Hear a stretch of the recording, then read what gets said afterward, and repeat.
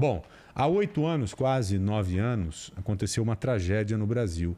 Eu me lembro muito bem porque tenho uma memória relativamente boa, principalmente dessas coisas mais antigas, em que nós amanhecemos em um domingo em meio a uma tragédia, que foi aquela tragédia mesmo na cidade de Santa Maria, lá da Boate Kiss, né? Os números começaram a aparecer e de repente nós vimos ali que 242 pessoas tinham morrido naquela situação terrível, naquela situação dramática, em que muitas pessoas tentaram simplesmente sair de dentro da boate e não conseguiram, porque não havia rota de fuga para tal. Então imagine o que é que essas pessoas passaram lá dentro. E é óbvio que os familiares, as pessoas que aqui ficaram, estão até hoje sofrendo e muito, esperando, cobrando algum tipo de justiça. Nós enviamos equipes para lá, Olívia Freitas, inclusive, esteve em Santa Maria e acompanhou o embarque de muitas famílias que saíram de Santa Maria e foram para Porto Alegre para acompanhar o julgamento. Então, depois de 8 anos, quase 9 anos, chegou a data do julgamento. O Eduardo Carvalho, o nosso repórter lá de Porto Alegre, está ao vivo conosco agora, aqui no Bora Brasil, exatamente para contar para a gente como que foi o início do julgamento, que acho que iniciou 9 horas da manhã, se não me engano. E nós queríamos saber também alguns detalhes dessa primeira etapa do julgamento, viu, Eduardo? Boa tarde, meu amigo. Bem-vindo aqui ao Bora Brasil. Bom trabalho daí. Oi, Eduardo.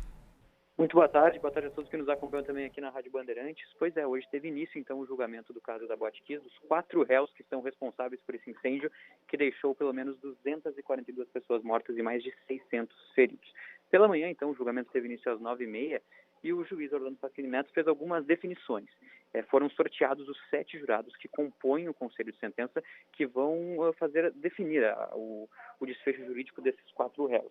A gente já teve essa questão resolvida. Outra questão muito importante que pela manhã já foi resolvida também é a respeito daquele software que recria a boate, que foi solicitado pelo Ministério Público Gaúcho e que a defesa de um dos réus, a defesa do Elisandro Spor, que é sócio da boate, pediu para que não fosse utilizado.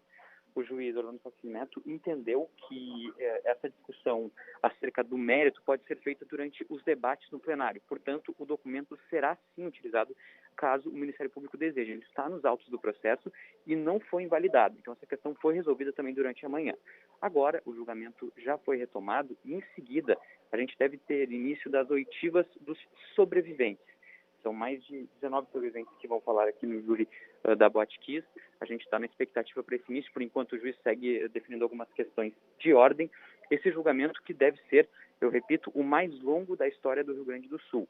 Ele vai seguir diariamente em 3 turnos, manhã, tarde e noite. Não terá interrupção aos finais de semana e ele segue até que ele tenha, de fato, um desfecho. Agora há pouco, o advogado Jader Marques, representante do Elisandro Spor, sócio da boate, também disse que ia entrar com uma ação contra o Ministério Público, porque o Ministério Público pediu a retirada de alguns jurados que já tinham sido condenados por outras situações, por outros crimes, e ele vai entrar com essa representação que não deve ter um efeito prático no julgamento, não deve afetar diretamente esse julgamento.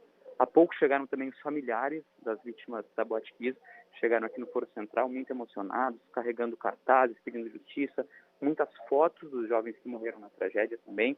Eles fizeram, inclusive, eles chegaram e pararam em frente ao foro, tiraram várias fotos ali reunidos.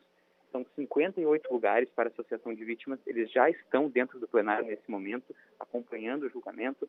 A gente também tem mais 12 lugares para a imprensa, 28 lugares para os acusados, 7 para cada um deles, e mais 10 lugares para os familiares que não fazem parte da Associação de Vítimas da Boate Kiss. A gente segue acompanhando e aguardando com expectativa o início dos primeiros depoimentos dos sobreviventes da tragédia, que é agora o que deve acontecer já nesta tarde. Volto com você. Ok, Eduardo, só para finalizar, eu não entendi uma coisa, me desculpe. O documento que você disse que o Ministério Público conseguiu que fosse usado, que seja usado, é aquele programa 3D, aquele programa 3D que foi criado, aquele programa de arquitetura para colocar ali para os jurados e para o juiz, para os envolvidos ali, a realidade mesmo do que pode ter acontecido dentro da boate, é isso ou não? Exatamente, é um software online criado por uma arquiteta argentina a pedido do Ministério Público. Ele recria exatamente como era a Boate Kiss antes do incêndio, com detalhes. Ele mostra todas as portas internas, mostra os banheiros, mostra as dificuldades que os jovens poderiam ter tido na hora de sair desse local. E a gente relembra que foi um pedido da defesa para que ele não fosse utilizado nesse julgamento. Mas ele vai sim, ele está liberado, o juiz já definiu, ele vai poder ser utilizado sim. Eduardo Carvalho, diretamente de Porto Alegre, muito obrigado pelas suas informações, um grande abraço, até breve, viu, amigo? Valeu, Eduardo. Valeu, a gente segue acompanhando por aqui.